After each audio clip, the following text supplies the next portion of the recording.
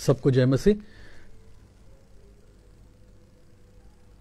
आप सभी को आज इस सुबह की प्रार्थना सभा में मैं यीशु मसीह के नाम से स्वागत करता हूं। हम लोग प्रार्थना में जाएंगे, कुछ बातों के लिए प्रार्थना करेंगे, जैसा हम लोग हर संडे की सुबह इस प्रार्थना सभा में कुछ विषयों के लिए प्रार्थना करते हैं और फिर हम लोग आज की वचन की ओर बढ़ेंगे। तो आइए, समय हो रहा है 11:30 बजे, हम लोग प्रार्थना में जाएं। प्रार्थना के साथ हम लोग आगे बढ़ें। आइए हम लोग मिलकर प्रार्थना करें। प्रभु जी, हम आज धन्यवाद देते हैं कि आपने आज ये मौका दिया, ये अवसर दिया प्रभु, कि हम इस रीति से जुड़ पाए हैं, इस रीति से हम लोग मिल पाए हैं। प्रभु जी, हम आपको धन्यवाद देते हैं कि आपने हमें से हर एक को संभाल के रखा है और हफ्ते भर प्रभु जी आपने अपना अनुग्रह हमारे जीवन के ऊपर रखा, ताकि प्रभु यीशु हम पूरे हफ्ते भर आपके अनुग्रह में, आपकी दया में, आपकी करुणा में प्रभु जी होते हुए हफ्ते को बिता पाए हैं। और आज की सुबह प्रभु जी आपको हम धन्यवाद देने, आपकी महिमा स्तुति प्रशंसा करने के लिए, आपके वचन से कुछ बातों को देखने के लिए प्रभु जी हम इस प्रकार आज सुबह इकट्ठा हुए हैं। हम धन्यवाद देते हैं प्रभु कि आपने हमारे परिवार में भी लोगों को ठीक ठाक रखा है, उन्हें भी सहायता किया है और प्रभु आपने ये सुंदर दिन हमारे जीवन में जोड़ा है। हम याद करना चाह रहे हैं जहाँ जहाँ कलीसियाएँ मिल रही हैं और वो लोग इकट्ठा होकर आज आराधना कर पा रहे हैं, हम उनके लिए धन्यवाद देते हैं और हम प्रार्थना भी करते हैं। हमारे यहाँ पे भी भाई लोग या बहन लोग जो लोग अभी तक जा नहीं पाए हैं, किसी कारणवश वो लोग अभी तक अपने लोकल गैदरिंग में जा नहीं पाए हैं, हम प्रार्थना करना चाहते हैं कि उनके यहाँ पे भी वो कलीसियाएँ खुल पाएँ, कलीसियाएँ वहाँ पे लोकल गैदरिंग्स हो पाएँ, ताकि प्रभु जी हम लोग कलीसिया में जाके अपने अपने स्थानीय कलीसिया में जाके प्रभु जी आपकी स्तुति आराधना प्रशंसा करने वाले हो सके। हम धन्यवाद देते हैं प्रभु जी, आपने हमारे देश को भी अभी तक संभाल के रखा है और साथ साथ प्रभु जी हम प्रार्थना करना चाह रहे हैं जिन चुनौतियों से हमारा देश गुजर रहा है। हम हर संडे की तरह आज भी हमारे देश के उन अधिकारियों के लिए, देश के उन लोगों के लिए, प्रभु जी नेताओं के लिए जिन लोगों को आपने अगुओं के रूप में ठहराया, हम उन सबों को आपके हाथों में सौंपते हैं। हमारी प्रार्थना है कि हमारे देश में जो भी बातें ठीक नहीं चल रही हैं, जो भी बातों का समाधान निकालना है, जो भी बातें अभी तक सही होनी है प्रभु जी लेकिन हो नहीं पाए, उसका प्रभु जी अब उपाय कर पाएँ। प्रभु जी हमारे अगुओं के जीवन में, उनके मन में, उनके हृदय में प्रभु जी आप उन बातों को डालें। अधिकारियों के मनों को प्रभु जी आप कोमल करें, ताकि प्रभु वो लोग उन बातों को कर पाएँ, उन चीज़ों को प्रभु जी अपनी जिम्मेदारियों को निभा पाएँ और जिन चीज़ों की आवश्यकता हमारे देश में है, जिन चीज़ों के ऊपर हमें सफलता पानी है, जिन बातों के ऊपर प्रभु जी हमें हमारे देश में जिन व्यवस्थाओं को ठीक होना है, उन हर एक चीज़ों को प्रभु जी ये लोग कर पाएँ। हम धन्यवाद देते हैं कि आपने ये देश हमें दिया है रहने के लिए, आपने हमें यहाँ पे अब आज़ादी दी है कि हम लोग यहाँ पे आराधना स्तुति प्रशंसा कर पाते हैं। हमारी प्रार्थना है कि ये आज़ादी हम लोग हर जगह महसूस कर पाएँ, ख़ास तौर से जब हम आराधना और स्तुति प्रशंसा की बात करते हैं, कलीसिया की बात करते हैं प्रभु जी, क्योंकि बहुत सारे स्थानों में अभी भी कुछ विरोध है, बहुत सारे स्थानों में पासवानों के विरुद्ध में, विश्वासियों के विरुद्ध में प्रभु जी एक षड्यंत्र रचा जा रहा है प्रभु जी, उनके विरोध बातें कही जा रही हैं और प्रभु जी उनके साथ अत्याचार किया जा रहा है। हमारी प्रार्थना है कि आप सहायता करें कि वहाँ के पासवान, वहाँ के कलीसिया के विश्वासी लोग प्रभु जी वो लोग अपने विश्वास के लिए खड़े हो पाएँ, जहाँ पे लोगों को समझाना है प्रभु जी समझा पाएँ। हम प्रार्थना भी करना चाहते हैं उन रुकावटों के लिए, उन रुकावटों को आप दूर करें, उन बाधाओं को प्रभु जी आप दूर करें जो उनकी आराधना में, उनकी कलीसिया में मिलने से प्रभु जी रुकावट डालती है। हम इन हर एक बातों को प्रभु जी आपके हाथों में सौंपते हैं। हम याद करना चाहते हैं प्रभु जी आपके वचनों को, हम याद करना चाहते हैं प्रभु जी आपके वायदों को, आपके द्वारा दिए गए आश्वासन को प्रभु जी, कि आप हमें उसके आधार पर चलाएंगे और हमारे मन में, हमारे हृदय में, हमारे जीवन में प्रभु जी उस जीवित आशा को प्रभु जी आप और उजागर करेंगे, ताकि उस जीवित आशा को थामते हुए प्रभु जी हम लोग आगे बढ़ें। आज के सुबह में प्रभु जी हम लोग जिस वचन को आज देखने वाले हैं, आप हमारी सहायता करें ताकि हम प्रभु जी आपके वचन से कुछ बातों को सीखें और अपने जीवन में उसको उपयोग कर पाएँ। धन्यवाद देते हैं जो भी अभी तक हमारे साथ लोग जुड़ पाए हैं, हम प्रार्थना करते हैं कि आप उन्हें संभालें, उन्हें आशीष दें प्रभु जी और उन्हें सहायता करें कि आज के इस समय में वो आपके वचन से कुछ बातों को सीख पाएँ। धन्यवाद देते हैं और प्रार्थना को यीशु मसीह के नाम से मांगते हैं, आमीन। तो आइए आज हम लोग आज के सुबह में हमारे इस प्रार्थना के सभा को शुरू करेंगे और हम प्रार्थना करते हैं कि ये आप सभी लोग अपने अपनी कलीसियाओं में जा सकें। जो भी कारण है आप लोग नहीं जा पा रहे हैं या फिर आपके यहाँ पे अभी तक कलीसिया किसी कारण से इकट्ठा नहीं हो पा रही है, हम लोग लगातार प्रार्थना करते रहेंगे प्रभु उपाय करे और आप लोग अपनी कलीसियाओं में, स्थानीय कलीसियाओं में जाके हर संडे को लोगों के साथ मिलके, विश्वासियों के साथ मिलके, स्थानीय विश्वासियों के साथ मिलके आप लोग आराधना कर पाएँ। क्योंकि ये जो हम सुबह कर रहे हैं, काफ़ी समय से कर रहे हैं, लॉकडाउन के समय से कर रहे हैं। ये इसलिए कर रहे थे कि कलीसियाँ मिल नहीं पा रही हैं, लेकिन ये कोई रेगुलर पैटर्न नहीं है जो हमारे साथ होना चाहिए। हम प्रार्थना करें, आप भी प्रार्थना करें, ताकि आप लोग भी कलीसिया जा सकें, आपके पास वहाँ पे स्थानीय कलीसिया मिल पाएँ और आप लोग मिलके स्थानीय विश्वासियों के साथ मिलके एक फिजिकल गैदरिंग में आप लोग परमेश्वर की आराधना कर सकें और मिलके आप लोग स्तुति प्रशंसा कर सकते हैं। तो आइए आज की सुबह हम लोग यूहन्ना उसका 7 अध्याय 40 से लेकर 42 पद को पढ़ेंगे और उसके साथ हम आज के वचन से कुछ बातों को देखेंगे। जो डिटेल है मैंने डिस्क्रिप्शन में भी डाल दिया था और कमेंट सेक्शन में भी, अगर आप देखें तो सबसे पहले कमेंट या दूसरे कमेंट में मैंने पॉइंट्स सब डाल दिए थे। तो यूहन्ना उसका 7वां अध्याय और उसका 40 से लेकर 42 पद। तब भीड़ में से किसी ने यह बातें सुनकर कहा, सचमुच यही वो भविष्यवक्ता है। दूसरों ने कहा, यह मसीह है। परंतु कुछ ने कहा, क्यों? क्या मसीह गलील से आएगा? क्या पवित्र शास्त्र में ये नहीं आया कि मसीह दाऊद के वंश से और बेथलेम गांव से आएगा, जहां दाऊद रहता था? अतः उसके कारण लोगों में फूट पड़ी। उनमें से कुछ उसे पकड़ना चाहते थे, परंतु किसी ने उस पर हाथ ना डाला। तब सिपाही प्रधान याजकों और फरीसियों के पास लौट आए। उन्होंने उनसे कहा, तुम उसे क्यों नहीं लाए? सिपाहियों ने उत्तर दिया, किसी मनुष्य ने कभी ऐसी बातें नहीं की। फरीसियों ने उनको उत्तर दिया, क्या तुम भी भरमाए गए हो? क्या सरदारों या फरीसियों में से किसी ने भी उस पर विश्वास किया है? परंतु ये लोग जो व्यवस्था नहीं जानते शापित हैं। निकोदेमुस ने, जो पहले उसके पास आया था और उनमें से एक था, उनसे कहा, क्या हमारी व्यवस्था किसी व्यक्ति को जब तक पहले उसकी सुनकर जान न ले कि वो क्या करता था, दोषी ठहराती है? उन्होंने उससे उत्तर दिया, क्या तू भी गलील का है? ढूंढ और देख कि गलील से कोई भविष्यवक्ता प्रकट नहीं होने का, या फिर प्रकट नहीं हुआ है।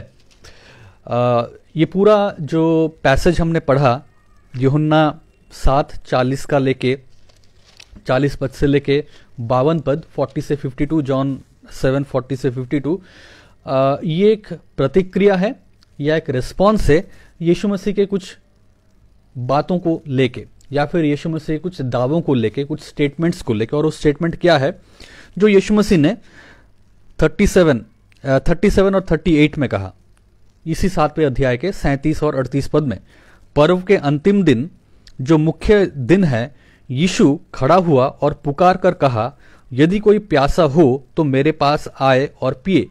जो मुझ पर विश्वास करेगा, जैसा पवित्र शास्त्र में आया है, उसके हृदय में से जीवन के जल की नदियां बह निकलेंगी। तो यीशु मसीह के इस स्टेटमेंट या फिर इस क्लेम, इस वाक्य के आधार पे या सुन के लोगों ने कुछ रिस्पॉन्स दिया और उसी रिस्पॉन्स को हमने 40 पद से लेके 52 पद में पढ़ा। और उसके आधार पे आज हम लोग आज की सुबह का संदेश देखेंगे, जिसका शीर्षक है, क्या यीशु लोगों के मध्य विभाजन करने आया था? तो एक प्रश्न है कि क्या यीशु लोगों के मध्य विभाजन करने आया था? और आप लोग इस प्रश्न को सुनते होंगे, बहुत सारे लोग इस प्रश्न को उठाते हैं, विशेष रूप से जो लोग गैर मसीह हैं, विश्वासी नहीं हैं, और वो लोग कहते हैं कि यीशु मसीह लोगों के बीच में लड़ाई लड़वाने आया है, या यीशु मसीह लोगों के बीच में उपद्रव करने आया है, लोगों के बीच में विभाजन करने आया है, या लोगों को आपस में लड़ाने आया है। तो इस प्रकार के कुछ आर्ग्यूमेंट्स लोग प्रेजेंट करते हैं, या फिर इस प्रकार के कुछ क्वेश्चंस लोग उठाते हैं।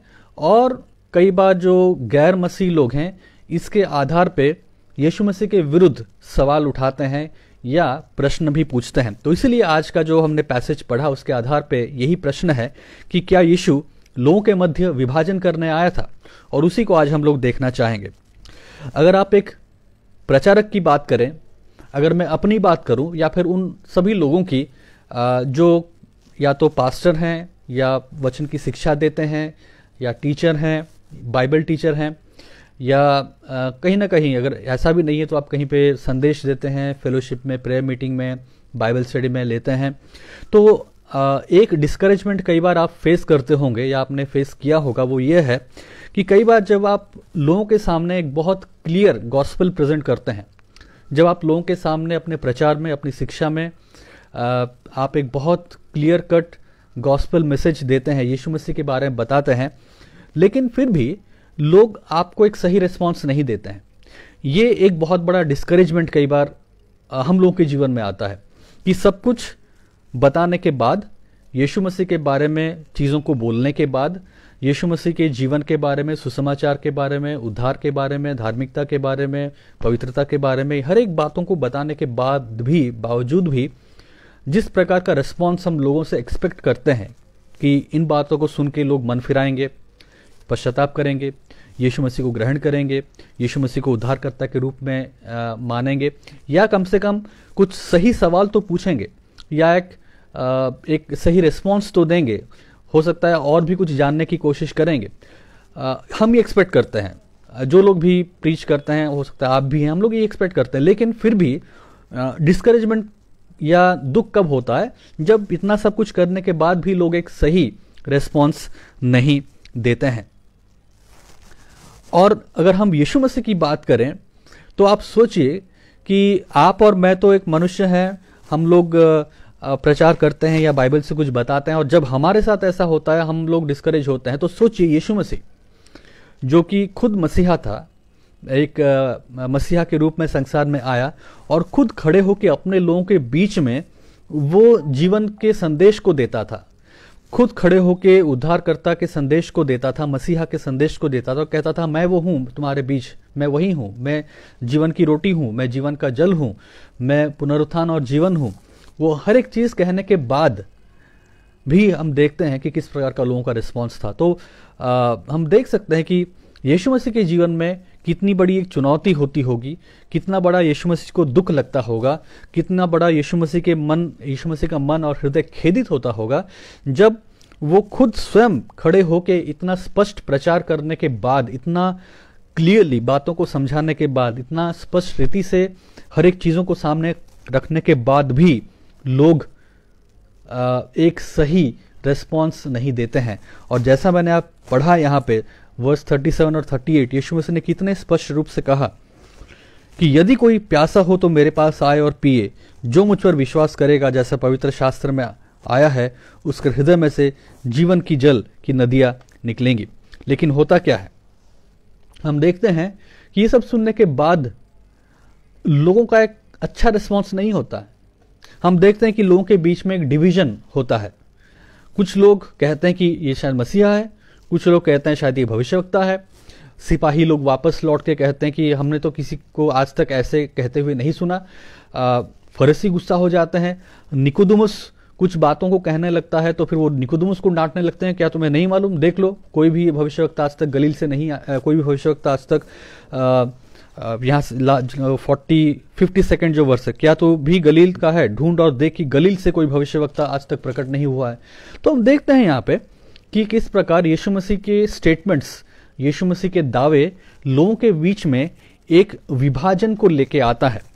और आज हम लोग यही चीज को देखने वाले हैं कि ऐसा क्यों है, क्यों बाइबल में जब हम पढ़ते हैं एक तरफ लगता है कि यीशु मसीह विभाजन की बात नहीं करते हैं।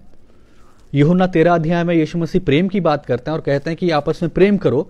शायद 13 का शायद 34 वर्ष है, 13:34 से 36 शायद ऐसा कुछ है, लेकिन चैप्टर 13 जॉन 13 और 34 शायद है, जहाँ पे यीशु मसीह कहते हैं कि तुम मेरे चेले कब ठहरोगे, जब तुम आपस में प्रेम करोगे और लोग तुम्हें देखेंगे और कहेंगे कि ये चेले हैं।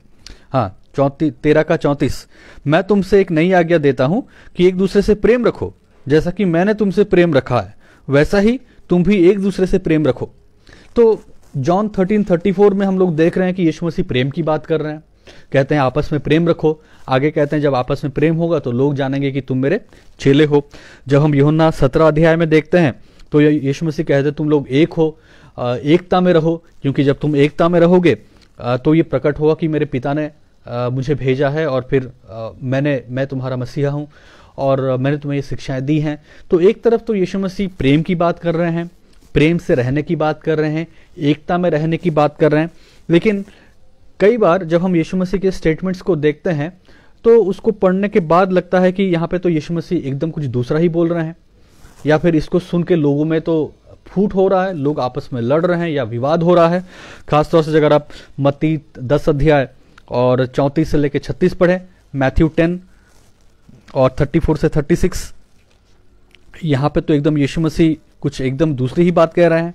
हम इसको पढ़ लेते हैं, मत्ती और उसका 10 अध्याय और उसका 34 से लेके 36 पद। ये न समझो कि मैं पृथ्वी पर मिलाप करने आया हूं, मैं मिलाप करने नहीं पर तलवार चलवाने आया हूं। मैं तो आया हूं कि मनुष्य को उसके पिता से और बेटे को उसकी माँ से और बहू को उसकी सास से अलग कर दूं। मनुष्य के बैरी उसके घर में ही लोग होंगे, मनुष्य के बैरी उसके घर के ही लोग होंगे। तो यहाँ पे हम लोग देखते हैं यीशु मसीह एकदम एक डिवीजन की बात कर रहे हैं। तो ये जो एक कॉन्ट्राडिक्शन है, जो एक विरोधाभास बात है, इसको हम लोग कैसे समझे? तो हम देखते हैं कि अगर एक सही प्रचारक किसी को आप कहें, और हमारे सामने आज जो एग्जाम्पल है वो यीशु मसीह है।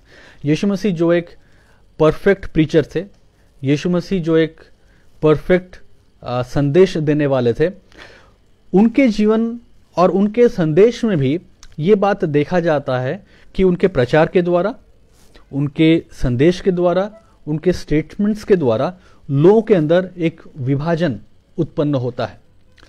और आज अगर हम अपने आप को प्रचारक कहते हैं, अगर हम या आप अपने आप को यीशु मसीह के संदेश का प्रचारक कहते हैं, या फिर प्रचारक बनना चाहते हैं, पास्टर बनना चाहते हैं, सेवकाई करना चाहते हैं एक पास्टर के रूप में या एक बाइबल टीचर के रूप में, और अगर आपके संदेश को सुन के, अगर आपके संदेशों के द्वारा एक विभाजन उत्पन्न नहीं होता है, मैं ये नहीं कह रहा हूं हर बार विभाजन होगा, लेकिन ओवरऑल अगर एक विभाजन नहीं है, तो फिर आप और मैं एक सच्चे प्रचारक नहीं है।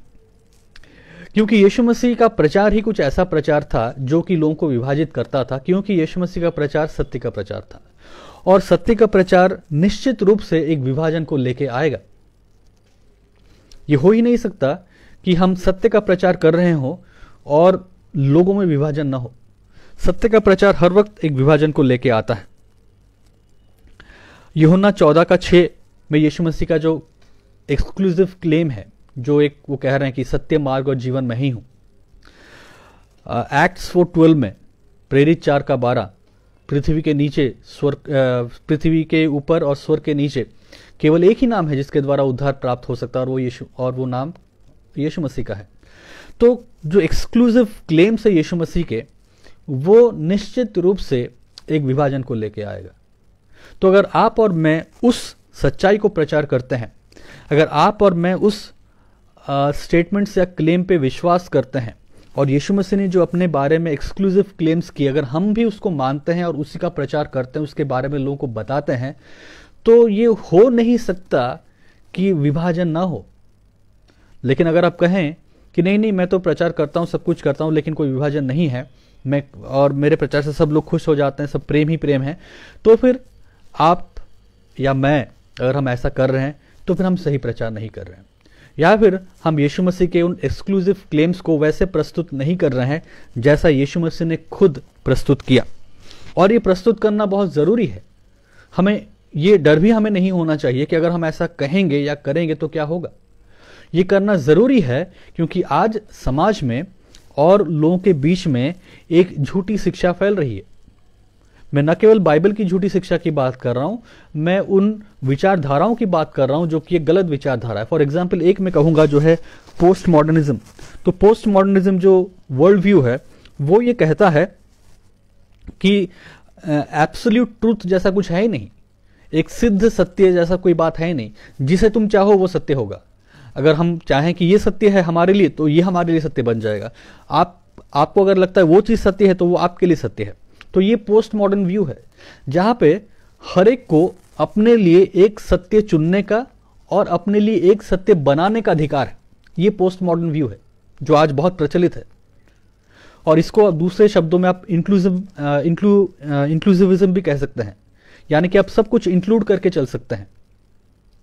लेकिन यीशु मसीह हर एक चीज को इंक्लूसिव बना के नहीं चलते थे। इंक्लूसिज्म यीशु मसीह के प्रचार में नहीं था, न कि पोस्ट मॉडर्निज्म यीशु मसीह के प्रचार में था। यीशु मसीह के प्रचार में बहुत बातें बहुत स्पष्ट थी, या तो आर या पार, या तुम मनुष्य की सेवा करो, या तुम धन की सेवा करो, या तो तुम परमेश्वर की सेवा करो, या तो तुम सत्य में चलो, या तो तुम अंधकार में चलो, या तो तुम ये मानो कि मैं जीवन का जल हूं, मैं जीवन की रोटी हूं, मैं पुनरुत्थान और जीवन हूं, मैं ही अच्छा चरवा हूं, मैं ही मार्ग हूं, सत्य हूं, जीवन हूं। या तो तुम इसको मत मानो, या तो इस तरफ या तो उस तरफ। यीशु मसीह ने कभी वो बीच का रास्ता तैयार नहीं किया जहां पे उसने सबको कहा कि चलो ठीक है, थोड़ा वो ले लो, थोड़ा ये ले लो, मिलके चलेंगे। तो यीशु मसीह के क्लेम्स बहुत एक्सक्लूसिव थे और इसलिए यीशु मसीह के प्रचार के द्वारा ये निश्चित था कि यीशु मसीह के प्रचार के द्वारा एक विभाजन लोगों के बीच में लेके आए, क्योंकि यीशु मसीह सत्य को झूठ से हर वक्त अलग करके प्रस्तुत करते थे। वो झूठ और सत्य का मिलावट नहीं करते थे।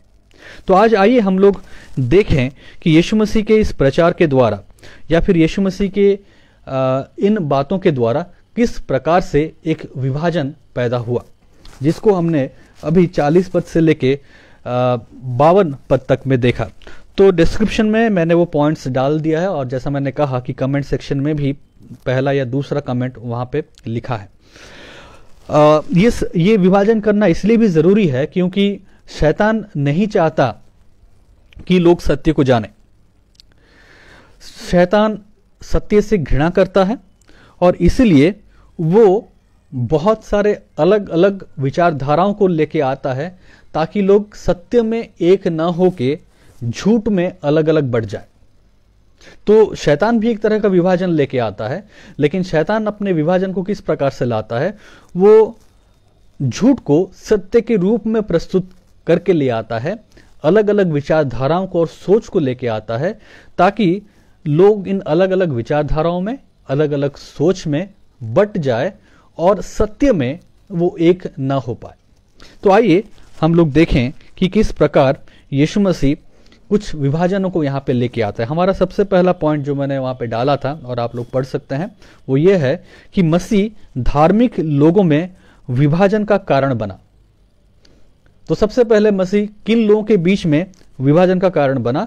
मसीह धार्मिक लोगों में विभाजन का कारण बना। जो लोग रिलीजियस हैं, जो लोग आस्थावादी हैं, जो लोग धार्मिकता से प्रेम रखते हैं, ऊपरी प्रेम रखते हैं, मुंह से कहते कि हाँ हम धर्मी हैं, हम धार्मिकता पसंद करते हैं, धार्मिकता के पीछे चलने वाले लोग हैं। तो ये जो रिलीजियस ग्रुप है, एक रिलीजियस क्राउड है ना, तो जो धार्मिक लोग हैं उनके बीच में मसीह विभाजन का कारण बनता है। तो इसको हम 40 से लेके 44 पद में देख सकते हैं। जब भीड़ में से किसी ने ये बातें सुनकर कहा, सचमुच यही वो भविष्यवक्ता है। दूसरों ने कहा ये मसीह है, परंतु कुछ ने कहा क्यों? क्या मसीह गलील से आएगा? क्या पवित्र शास्त्र में ये नहीं आया कि मसीह दाऊद के वंश से और बेथलेम गांव से आएगा जहां दाऊद रहता है? अतः उसके कारण लोगों में फूट पड़ी। तो हम देखते हैं यहाँ पे कि अतः लोगों के कारण इन बातों से फूट पड़ी।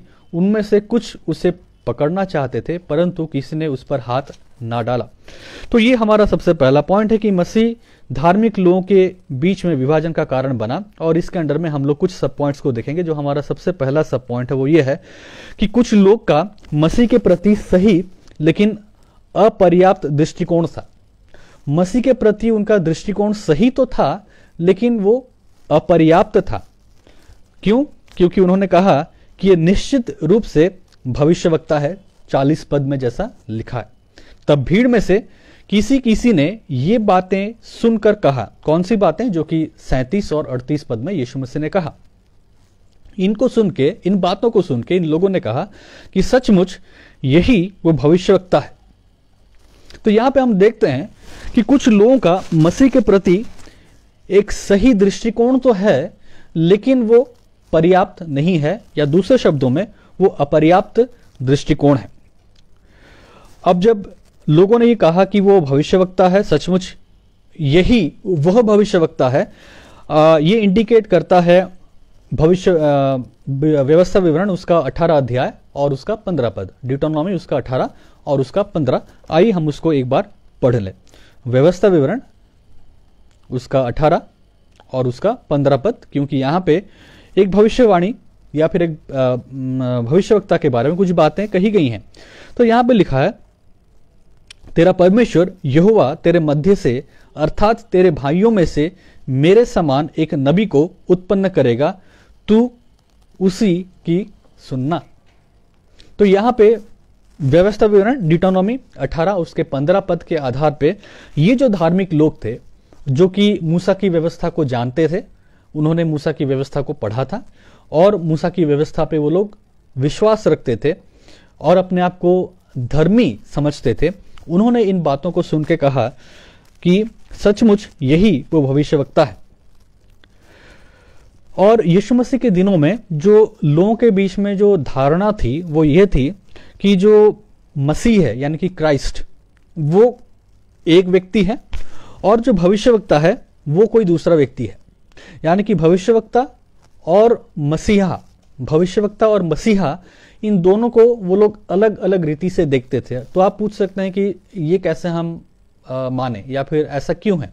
क्योंकि जब आप यूहन्ना उसका 1 अध्याय 20 पद से लेकर 21 पद पढ़ते हैं तो आप क्या देखते हैं? आइए हम लोग एक बार उसको देख लें। यूहन्ना उसका 1 अध्याय 20 और 21 पद। तो यहाँ पे यूहन्ना बपतिस्मा देने वाले के बारे में बताया गया है। तो चलिए 19 से ही पढ़ लेते हैं। यूहन्ना की गवाही यह है कि जब यहूदियों ने यरूशलेम से याजकों और लेवियों को उससे यह पूछने के लिए भेजा तू कौन है, तो उसने ये मान लिया और इनकार नहीं किया, परंतु मान लिया मैं मसीह नहीं हूं। ठीक है, तो वो कहता है मैं मसीह नहीं हूं। तब उन्होंने उससे पूछा तो फिर कौन है? क्या तू एलिया है? उसने कहा मैं नहीं हूं। तो क्या तू वो भविष्यवक्ता है? तो आप देख सकते हैं कि बहुत क्लियरली लोग उस डिफरेंस को लेके चल रहे थे। पहले उन्होंने पूछा क्या तू मसीहा है, जब वो कहा कि नहीं मैं वो मसीहा नहीं हूं तो कहे कि तो फिर तू कौन है? क्या तू एलिया है? उसने कहा मैं एलिया भी नहीं हूं। तो उन्होंने पूछा तो क्या तू वो भविष्यवक्ता है, यानी कि वही भविष्य ड्यूटोनॉमी 18:15 व्यवस्था विवरण 18 का 15। तो आप देख सकते हैं यहाँ पे कि यीशु मसीह के दिनों में यहूदियों के बीच में या फिर इन धार्मिक लोगों के बीच में जो धारणा थी वो ये थी कि मसीहा एक अलग व्यक्ति है और वो भविष्यवक्ता यानी कि जिसके बारे में व्यवस्था विवरण 18:15 में लिखा है वो कोई एक दूसरा व्यक्ति है। इसीलिए वो ये दोनों अलग अलग प्रश्न इसको पूछ रहे हैं यूहन्ना बपतिस्मा देने वाले को। क्या तू मसीहा है? नहीं। क्या तू एलिया है? नहीं। तो क्या तू वो भविष्यवक्ता है? तो क्लियर कट एक डिफरेंस है। तो ठीक यही चीज यहां पे भी हम लोग देख रहे हैं कि लोग यीशु मसीह की इन बातों को सुन के जो उसने 37 और 38 पद में पढ़ा, तो ये जो पहला ग्रुप है सॉरी इस ग्रुप में धार्मिक लोगों के ग्रुप में जो पहला एक कुछ लोग हैं वो लोग क्या कह रहे हैं? वो कह रहे हैं कि सचमुच ये वो भविष्यवक्ता है। तो हम यहां पे देख रहे हैं कि किस प्रकार लोग लोगों के अंदर जो धारणा थी, हम ये नहीं कहेंगे कि ये धारणा गलत थी। तो यीशु मसीह के प्रति जो लोग का दृष्टिकोण था वो सही तो था, लेकिन वो पर्याप्त नहीं था, वो सफिशिएंट नहीं था। आगे चल जब हम यूहन्ना 6 अध्याय में भी हम लोग देखेंगे, यूहन्ना 6 अध्याय में हम लोग कई बार देख भी चुके हैं जब हम कभी संडे को ऐसा प्रेयर किए हैं कि वहां पे भी जब यीशु मसीह उन लोगों को रोटी वोटी खिलाता है, वो चंद चमत्कार करता है, तो लोग आके क्या कहते हैं?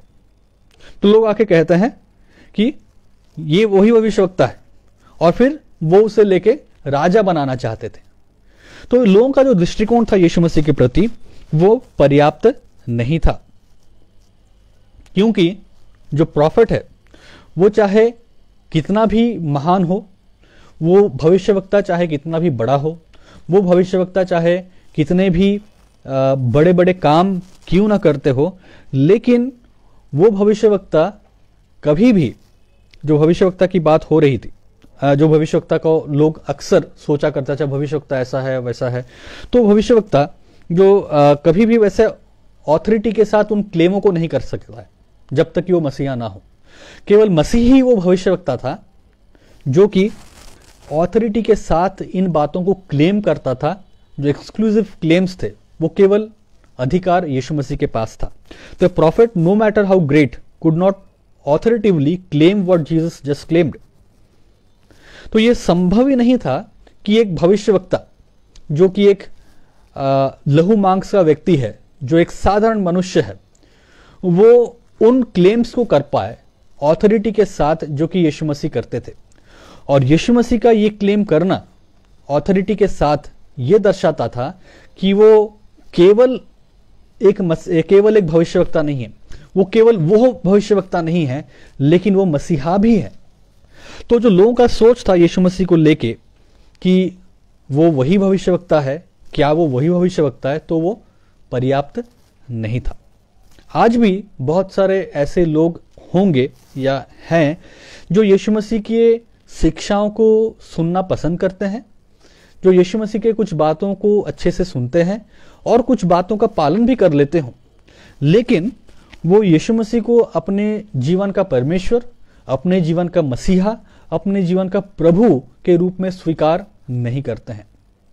हाँ, उनका यीशु मसीह के प्रति सोच कुछ हद तक सही तो है, लेकिन वो पर्याप्त नहीं है, वो पर्याप्त नहीं है, और इसीलिए वो लोग चूक जाते हैं। वो यीशु मसीह के कुछ शिक्षाओं को लेकर चलते तो हैं और उन शिक्षाओं के द्वारा हो सकता है उनके जीवन में वो कुछ लाभ भी देखते हों, उन शिक्षाओं के द्वारा हो सकता है वो अपने जीवन में कुछ फायदे देखते हों। जैसा कि अक्सर लोग गवाह में कहते हैं कि जब से मैं यीशु मसीह के पीछे चला तो मेरे जीवन में ये फायदे हुए। मैं विश्वास करता हूँ कि यीशु मसीह चंगा करने वाला है, मैं विश्वास करता हूँ कि यीशु मसीह नौकरी देने वाला है, मैं विश्वास करता हूँ कि यीशु मसीह बंद द्वार को खोलने वाला है, जीवन की कठिनाइयों को दूर करने वाला है। तो इस प्रकार की कुछ विश्वास लोग रखते हों और हो सकता है उनके लिए लगता है ये सही है, और इन चीज़ों को करने के द्वारा हो सकता है अपने जीवन में उन्होंने कुछ काम को होते हुए भी देखा है। वो लोग चंगाई को भी प्राप्त किए हों, वो लोग के जीवन में कुछ अच्छी नौकरी भी मिल गई हो, उनके बिगड़े काम ठीक भी हो गए हों, उनके जीवन की परेशानियां भी ठीक हो गई हों, उनका व्यवसाय जो पहले चलता नहीं था आज हो सकता है यीशु मसीह के नाम से प्रार्थना करने के द्वारा उनका बिजनेस बहुत अच्छा चलता हो। ये सब ठीक है, लेकिन क्या ये पर्याप्त है? सवाल ये है। हो सकता है ये सच भी है, लेकिन क्या ये पर्याप्त है? क्योंकि जब तक हम मसीह को या फिर यीशु मसीह के बारे में एक पर्याप्त समझ नहीं रखते हैं, केवल एक सही समझ रखना काफी नहीं है, एक पर्याप्त समझ रखना बहुत जरूरी है, क्योंकि वो पर्याप्त समझ ही, वो सफिशिएंट अंडरस्टैंडिंग ही आपको अनंत जीवन तक लेके जा सकता है। एक सही समझ हो सकता है आपके जीवन में इस संसार में रहते हुए कुछ काम को ठीक कर दे, आप बीमारी से ठीक हो जाएं, आप चंगाई पाल लें, आपका काम हो जाए, आपकी नौकरी मिल जाए, आपके बच्चे ठीक हो जाएं, या इस प्रकार की कुछ भौतिक आशीषें हो सकता है, और हो सकता है सही भी हो, लेकिन ये पर्याप्त नहीं है। जैसा कि इन लोगों के साथ था, उनका विश्वास यीशु मसीह पर पर्याप्त नहीं था। सही तो था लेकिन पर्याप्त नहीं था। और अगर आज आपका और मेरा विश्वास यीशु मसीह के ऊपर केवल सही है लेकिन पर्याप्त नहीं है, तो फिर हम उस अनंत जीवन को प्राप्त नहीं कर पाएंगे, जैसा कि इन लोगों के साथ हुआ। वो मसीह की बातों को सुन के पर्याप्त विश्वास नहीं लाए। दूसरे कुछ लोग थे, उनका क्या कहना था, जो हमारा दूसरा सब पॉइंट है। यीशु मसीह के बारे में कुछ लोगों की सही लेकिन प्रतिबद्ध रहित या तो एक तरफा दृष्टिकोण था। उनका दृष्टिकोण सही था, लेकिन वो कैसा था? प्रतिबद्ध रहित था, या एक तरफा था, या अनकमिटेड था। 41 पद का पहला भाग। दूसरों ने कहा यह मसीह है।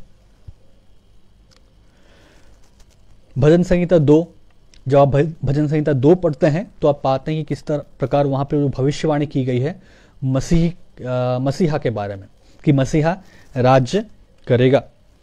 तो भजन संहिता 2 के आधार पे जो अभिषिक्त है उसके बारे में, अभिषिक्त यानी कि मसीहा का अर्थ ही है अभिषिक्त।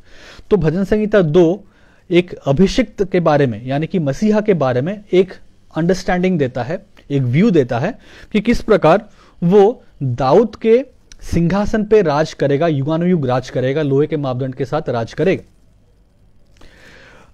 तो भजन संहिता 2 के आधार पे जब एक व्यक्ति, जब यहूदी लोग या फिर ये धार्मिक लोग मसीहा को देखते थे, वो लोग समझते थे कि अच्छा ये दाऊद के सिंहासन पर बैठ के राज करने वाला है।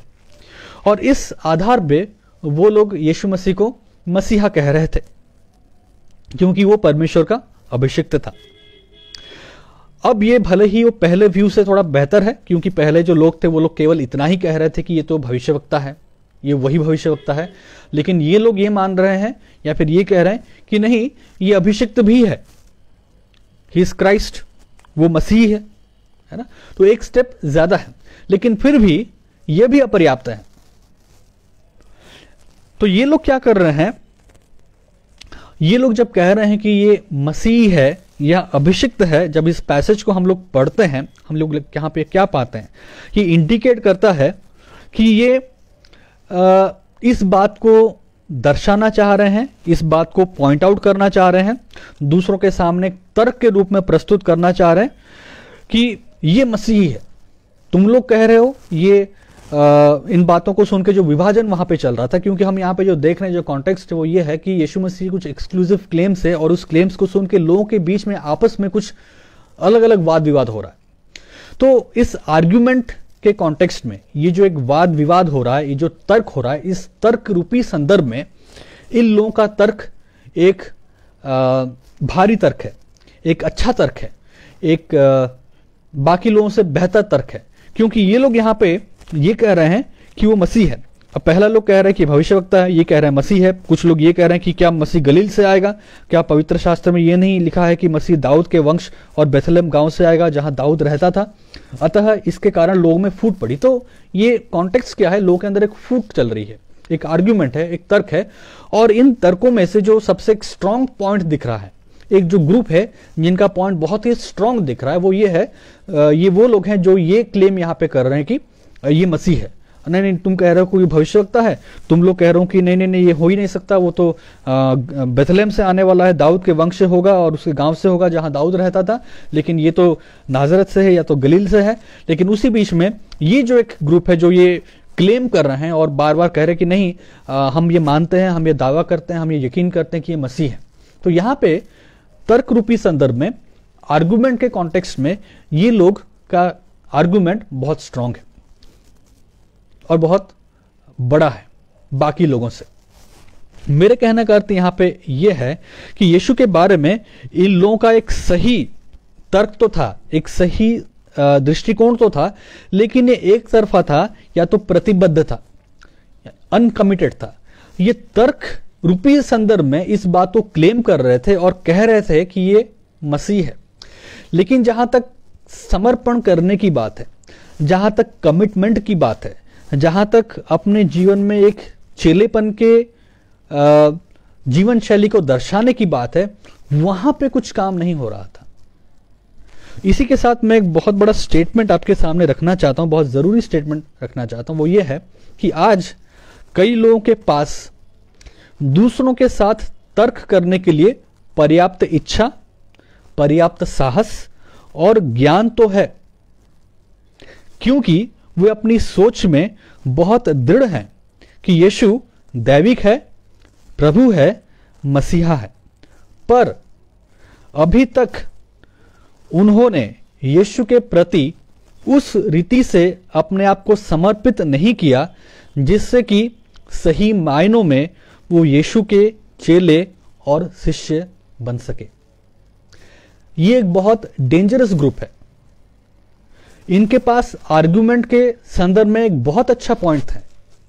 इनके पास अपनी बात को रखने के लिए, बाकी लोगों के ऊपर हावी होने के लिए, बाकी लोगों के ऊपर एक इमेज बनाने के लिए, बाकी लोगों को चुप कराने के लिए, बाकी लोगों को शांत कराने के लिए, बाकी लोगों के ऊपर अपना दबाव डालने के लिए जो पॉइंट था, वो बहुत स्ट्रांग था, वो बहुत सही था, वो बहुत बढ़िया था, बहुत अच्छा था। तुम कहते हो कि वो भविष्यवक्ता है, तुम कहते हो कि वो तो मसीहा तो बेथलेहम के गांव से आएगा जहां दाऊद रहता है, लेकिन ये यीशु तो गलील के प्रांत से आया है, तो फिर ये कैसे मसीहा हो सकता है? लेकिन हमारा पॉइंट ये है कि वो मसीहा है। बहुत स्ट्रांग पॉइंट, बहुत बढ़िया पॉइंट। लेकिन सवाल ये है कि तर्क रूपी संदर्भ में आपका पॉइंट तो बहुत अच्छा है, तर्क रूपी संदर्भ में आपकी इच्छा बहुत है, बहुत अच्छी है, तर्क रूपी संदर्भ में आपका साहस बहुत अच्छा है, तर्क रूपी संदर्भ में आपका ज्ञान बहुत अच्छा है, तर्क रूपी संदर्भ में आपका मोटिवेशन बहुत अच्छा है कि आप यहां पे एक स्टैंड ले रहे हैं, कह रहे हैं लोगों के सामने कि वो मसीहा है। लेकिन सवाल ये उठता है कि क्या आपका जीवन यीशु के प्रति समर्पित है, जिससे कि सही मायने में ये कहा जा सके कि आप उसके चेले और शिष्य हैं। इन लोगों के साथ भी वही सवाल है और आज हम लोगों के साथ भी वही सवाल है, क्योंकि हो सकता है हम में से बहुत सारे लोग हों जो इस बात को यकीन करते हैं, हमारे अंदर वो साहस है, हमारे अंदर वो इच्छा है, हमारे अंदर वो ज्ञान है, हमारे अंदर वो मोटिवेशन है, वो ज़ील है कि हम जाएं और कहें, तर्क करें, लोगों को बताएं, आर्गुमेंट करें। हम आर्गुमेंट मैं गलत रीति से नहीं कह रहा हूं, लेकिन लोगों के सामने अपने पॉइंट्स को रखना, और हम बहुत सब कुछ रख सकते हैं और कह सकते हैं कि नहीं नहीं देखो मेरे पास ये पूरा पॉइंट है, मैं प्रूफ कर लूंगा, ये मैं कह लूंगा और ये मानता हूं, मैं जानता हूं कि वो मसीह है। वो सब ठीक है, हो सकता है आप वो कर भी ले, और हो सकता है आप अपने तर्क के द्वारा अपनी बात को प्रस्तुत भी कर ले, अपने तर्क के द्वारा आप सामने वाले को हरा दें, आप अपने तर्क के द्वारा हो सकता है कोई गैर मसीह भाई या बहन को चुप करा दें, शांत करा दें। वो हो सकता है बहुत सारे अलग अलग उत्पटांग सवाल ला रहे हों या फिर नकारात्मक बात या बातें कह रहे हो यीशु मसीह के बारे में, लेकिन आपके पास इतने सॉलिड पॉइंट है, आपके पास बिब्लिकल इतने पॉइंट्स है, आपके पास इतने आर्कोलॉजिकल, आपके पास जो क्या हमारे एपोलोजेटिक्स के संदर्भ में जो भी आपके पॉइंट्स इतने बढ़िया है कि आपने उस व्यक्ति को शांत करा दिया।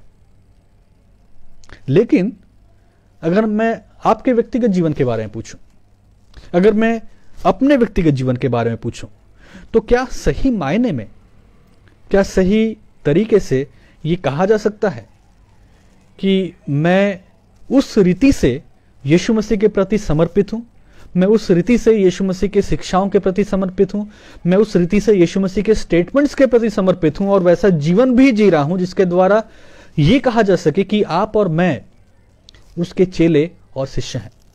तो ये लोग जिन्होंने यीशु मसीह के इस क्लेम, जो कि 37 और 38 पद के अनुसार उस क्लेम को सुन के ये कहा कि हम ये मानते कि वो मसीह है, क्या ये उनके बारे में कहा जा सकता है कि उनकी जीवन शैली, उनका व्यक्तिगत जीवन, उनका चाल चलन यीशु मसीह के इन शिक्षाओं के प्रति इतना समर्पित है कि ये कहा जा सके कि वो सही मायनों में यीशु के चेले और उसके शिष्य हैं? हमें इस बात को बहुत ध्यान देना होगा, हमें इस बात के ऊपर बहुत जोर देना होगा, हमें इस बात को बहुत समझना होगा कि क्या आपके और मेरे जीवन में वास्तव में सही मायनों में एक ऐसा हमारे अंदर वो जीवन शैली है, वास्तव में सही मायनों में आपकी और मेरी जीवन शैली ऐसी है जिसके द्वारा हम ये कह सकें, दर्शा सकें कि हम वास्तव में यीशु मसीह के चेले और यीशु मसीह के शिष्य हैं। तीसरा सब पॉइंट, कुछ लोगों ने यीशु के दावों को एक ऐसे कारण के लिए खारिज कर दिया जो सतही रूप से सही लग रहा था पर वास्तव में वो एक बहाना था। 41b से लेके 42, क्या मसीह गलील से आएगा? क्या पवित्र शास्त्र में ये नहीं आया कि मसीह दाऊद के वंश से और बेथलेहम गांव से आएगा जहां दाऊद रहता था? तो लोगों का ये प्रश्न है। तो कुछ लोग ने यीशु के दावों को एक ऐसे कारण के लिए खारिज कर दिया। तो इन लोगों ने यीशु मसीह के दावों को, जो कि यीशु मसीह ने 37 और 38 वर्ष में कहा था, इस वजह से अस्वीकार किया या खारिज किया क्योंकि उनके पास सतही रूप से, ऊपरी रूप से जो आर्गुमेंट था वो सही लग रहा था। ऊपरी रूप से आर्गुमेंट क्या था? वो ये था कि क्या मसीह गलील से आएगा, या पवित्र शास्त्र में ये लिखा है कि मसीह दाऊद के वंश से और बेथलेहम गांव से आएगा। तो वो कंपेयर कर रहे हैं कि ये जो व्यक्ति खड़ा होके कह रहा है कि यदि कोई प्यासा हो तो मेरे पास आए और पिए, उसके हृदय में से जीवन के जल की नदियां बह निकलेंगी। अगर ये कह रहा है तो ये मसीह है। अगर ये मसीह है तो इसको दाऊद के वंश से और बेथलेहम गांव से आना चाहिए, लेकिन ये व्यक्ति तो गलील से है। कॉन्ट्राडिक्ट हो रहा है, तो हम इसकी बातों को कैसे माने? अगर ये कॉन्ट्राडिक्ट हो रहा है तो फिर ये गलत है, अगर ये गलत है तो ये मसीहा नहीं है। तो आर्गुमेंट ये है जिसके आधार पे वो लोग यीशु मसीह के क्लेम्स को खारिज कर रहे हैं। तो कुछ लोगों के पास यीशु के दावों को एक ऐसे कारण के लिए खारिज करने का बहाना है, कुछ लोग ने यीशु के दावों को एक ऐसे कारण के लिए खारिज कर दिया जो सतही रूप से सही लग रहा था। तो इसको सुन के ऊपर में तो सही लग रहा है सुनने में कि अच्छा ये मसीहा है, अगर मसीहा है तो ये तो दाऊद के वंश और बेथलेहम गांव से आना चाहिए, लेकिन ये गलील से है। दोनों मैच नहीं कर रहे हैं, दोनों एकदम ऑपोजिट हैं, दोनों कॉन्ट्राडिक्टरी हैं। तो फिर लॉजिकली हम ये कंक्लूजन कर सकते हैं कि ये मसीहा नहीं है। तो ये सतही रूप से, ऊपरी रूप से सही तो लगता है, लेकिन वास्तव में, रियलिटी में ये केवल एक बहाना है। इन लोगों ने यीशु मसीह को इस वजह से ग्रहण नहीं किया, यीशु मसीह के क्लेम्स को इस वजह से उन्होंने खारिज कर दिया, एक्सेप्ट नहीं किया, क्योंकि उनका कहना था कि इसको बेथलेहम से आना चाहिए और लेकिन ये गलील से है।